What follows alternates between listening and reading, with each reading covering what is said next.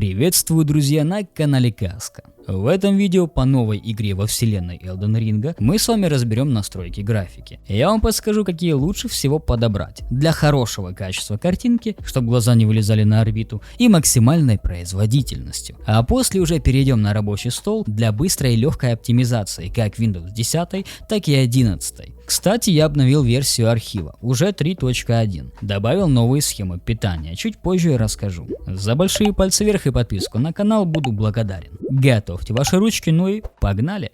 Первое, что мы делаем, залетаем в игру, нажимаем настройки и переходим на самую важную вкладочку, это графика. Режим экрана я обычно ставлю в окне без рамки, разрешение по соотношению к нашему монитору и нажимаем доп. Настройки. Настроек в игре у нас не так-то и много, и некоторые из них на визуальную составляющую никак не влияют. Тем не менее, я побегал и кое-что подобрал. Качество текстур высокое, качество сглаживания высокое. Можно, конечно, выключить, но в таком случае у нас картинка и так слишком перенасыщена, как мне показалось, резкостью. А из-за высокой резкости и плюс выключенного сглаживания глаза начинают очень быстро побаливать. SSAO. Я выбрал среднее качество. Глубина резкости. По желанию, но лучше выключить. Размытие движения. То же самое, опционально. Качество теней. Можно поставить низкое, даже среднее качество, но тогда у нас очень сильно будут отвлекать тени, которые постоянно блымают. Поэтому, если позволяет производительность, ставим высокое качество. Качество освещения. Влияние на визуальную часть незначительное, поэтому можем поставить либо низкое, либо среднее. Качество эффектов. То же самое, я ставлю среднее качество. Качество объемных лучей. Особого смысла не вижу лично для себя, поэтому поставил на низкое качество. Качество отражений. Ставим низкое. Качество поверхности воды. Низкое. Качество шейдеров. На всякий случай, чтобы не было каких-то проблем с шейдерами, лучше поставить высокое качество. Качество глобального освещения низкое и качество травы среднее. По настройкам графики у нас получается как-то так. После этого сохраняем настроечки и переходим на рабочий стол для того, чтобы слегка настроить и оптимизировать нашу систему. Эй, братик, послушай, я тут проштудировал интернеты в поисках топовых интернет-магазинов для покупки игр и пополнения Steam аккаунтов. И знаешь, что я обнаружил? Что на Case4Gamers минимальная комиссия от 3%. Между прочим, одна из самых низких на рынке. Пополнить можно абсолютно любой аккаунт. Россия, Казахстан и много других. А ассортимент здесь действительно богатый. Игровые ключи, софт, подписки, подарочные карты и даже Windows. Приобрести очень просто. Выбираем интересующий нас товар, обязательно убеждаемся в доступности нашего региона, добавляем в корзину и переходим к оплате. Можно оплатить по СБП и даже криптой. Обязательно применяем код скидки, это Каска, который сэкономит вам целых 15%. Разве это не чудо? Если возникнут какие-либо проблемы, в чем я сомневаюсь, тем не менее поддержка всегда рядом. И, наверное, не менее важная особенность — это регистрация аккаунта. Для того, чтобы отслеживать свои заказы, вдруг чего открывать различные споры. И тут же мы можем увидеть, что каждый продавец проходит обязательную верификацию, а активные пользователи получают бонусное вознаграждение. Ссылочку на Case4Gamers я оставлю в описании и в закрепленном комментарии. А теперь возвращаемся к ролику.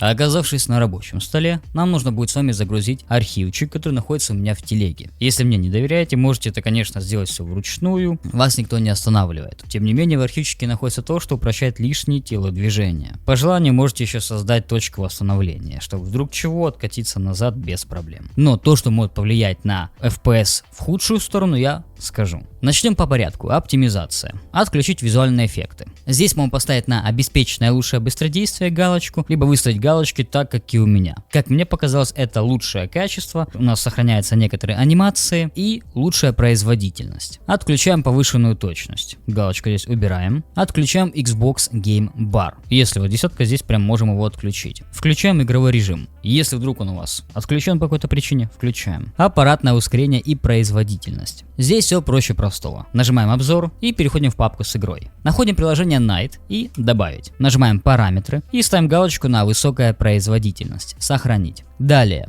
Переходим на изменение стандартных параметров графики. На десятке и на новых версиях винды есть небольшое отличие, но сама суть одна и та же. Здесь, если вам доступно аппаратное ускорение, и оно у вас, допустим, выключено, мы его включаем, перезагружаем нашу систему после всех настроек, залетаем в игру и проверяем. Если вдруг стало хуже, возвращаемся назад и уже выключаем ее. Это же касается и обратной стороны. Если она у вас включена, сразу выключайте, перезагружайте систему и проверяйте. Потому что здесь все индивидуально. Иногда это увеличивает производительность, а иногда нет. Переменная частота обновления. Тут по желанию я обычно оставляю включенной. И оптимизация для игр в оконном режиме. Тоже оставляю включенной. Отключить эффекты прозрачности. Нажимаем вот сюда и вот сюда.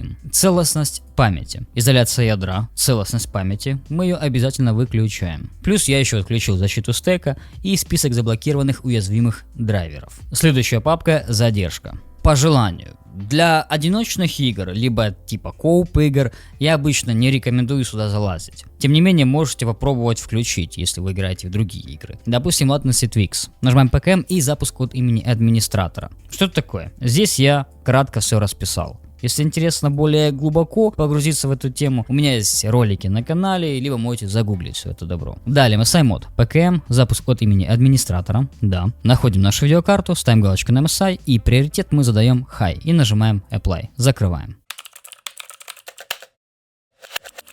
Настройка видеокарты. Начнем с AMD-шки. Если у вас старые Radeon, залетаем на сайт, качаем последнюю версию драйвера и делаем следующее. Ставим киберспорт либо игры, далее производительность, переопределить настройки приложения и отключаем тесселяцию. Для новых видеокарт переходим на игры, далее Elden Ring. Здесь я обычно ничего не трогаю, нажимаем дополнительно, качество фильтрации текстур. Ставим высоко, а оптимизация формата поверхности можете поэкспериментировать и включить. Если у вас видеокарта от Nvidia, открываем Nvidia GeForce, то же самое. Залетаем на сайт, качаем последнюю версию видеодрайвера и запускаем NVIDIA Driver Settings. Переходим на управление параметрами 3D, далее программные настройки и добавляем наше приложение Elden Ring, чтобы настройки касались конкретно данной игры. Здесь нас интересует это частота обновления вашего экрана. Тут по желанию, выше доступно можете поставить, хотя смысла нет. Размер кэша шейдеров 10 ГБ, режим низкой задержки. Рекомендую выключить. Режим управления электропитанием. Ставим на стандарт, либо максимальную производительность. Фильтрация текстур, качество. Ставим на высокая производительность. И все остальное включаем. Если у вас более мощная видеокарта, 4070 и выше, тогда фильтрация текстур, качество ставим на качество. Очистка. Delete M Files. Выделяем все файлы, нажимаем Shift, Delete и да. То, что не удаляется, нажимаем просто отмена.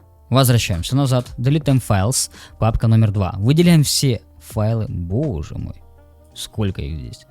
Нажимаем Shift, Delete и да. То, что не удаляется, нажимаем просто отмена. Возвращаемся назад. Disk Cleanup. Запускаем, выбираем диск C и где-то раз в месяц делаем его чистку. Твики реестра. Если вы пользуетесь подпиской Game Pass, Xbox Game Bar'ом самим, тогда оставляйте включенным. Если нет, выключаем. Нажимаем просто PKM и открыть. На десятке это будет написано слияние. Game DVR2, PKM и слияние. Если нужно будет все это вернуть, у нас есть уже бэкапчики.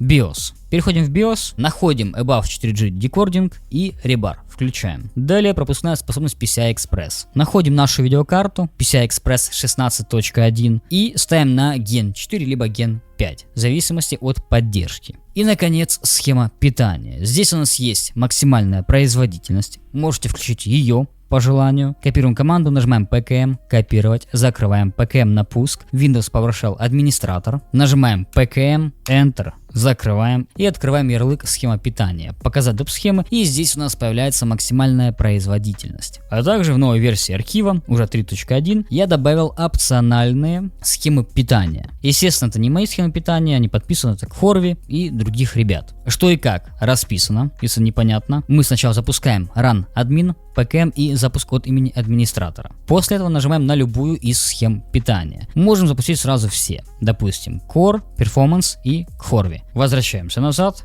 и открываем ярлык схема питания. Показать доп. Схемы. И здесь у нас появились новые схемы питания. Если кратко, Core для понижения input лага, Хорви тоже для онлайн игр, типа CS2, PUBG, Fortnite, и Gavot Performance, сам пока еще не тестил, но как пишут люди, повышает немножко производительность. Просто выбираем любую из схем питания. И закрываем. После всех этих настроек залетаем в игру и наслаждаемся, если не высоким FPS, то по крайней мере стабильной и плавной картинкой. Желаю высокого FPS.